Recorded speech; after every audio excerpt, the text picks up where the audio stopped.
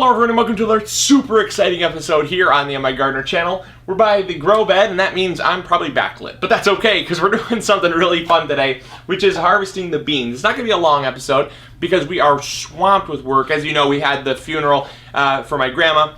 That went over exceedingly well. Such a great turnout. It was a really beautiful time, and it was just great to get caught up. So thank you all for allowing me the time that I needed to take to get the family matters taken care of. And so, yes, so that is all out of the way. And so now we're back. We're cranking. But I don't have time to do a full-length video. I had some other stuff planned, but I'm like, okay, I have other priorities I really need to get taken care of.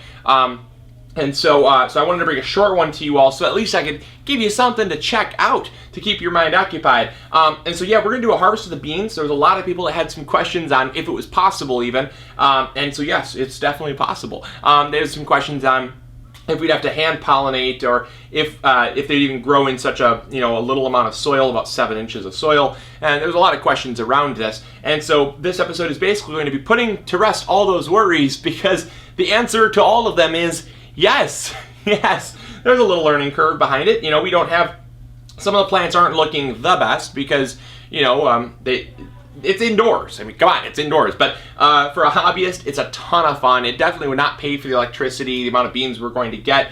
But who knows? I don't know how many beans we're going to get, but I know it won't pay for the lights. But for a hobbyist, it's a heck of a lot of fun. So I think we're about 6 weeks now. So in 6 weeks to get this is awesome. So come on in close. Let's harvest some beans. All right. So as you can see, we've got some yellow wax beans. It was actually so heavy I had to stick a paintbrush. Sorry, Cindy, I took your paintbrushes from your paint set there. I didn't have anything. I looked for some chopsticks, but I couldn't find them. And so, yeah, we got some real nice.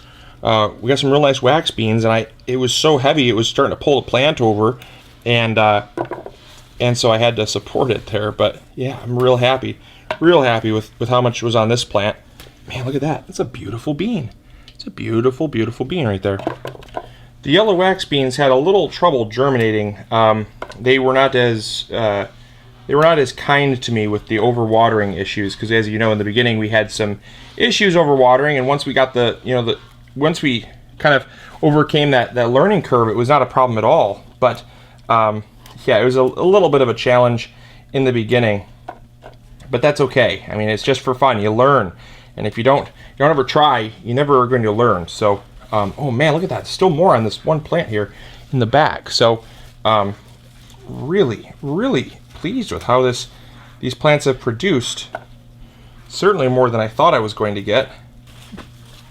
All right, now onto the Blue Lake bush bean here. The Blue Lake bush bean has just done super well. I mean, these are gorgeous beans here, and they're a little easier to snap off than those yellow wax. I love growing the Blue Lake bush bean. We'll harvest these too, why not, right? So, yeah, the Blue Lake bush bean produced not as much as the yellow wax bean did. But it's indoors, so there's a lot of factors that can contribute to that. We have a lot that are still coming on as well. So I mean, it's not one of those things that it's not over just yet. But the yellow wax bean definitely outproduced the Blue Lake bush bean. But outdoors, in my experience, the Blue Lake bush bean, you almost can't even beat the yields. I mean, it just really produces well.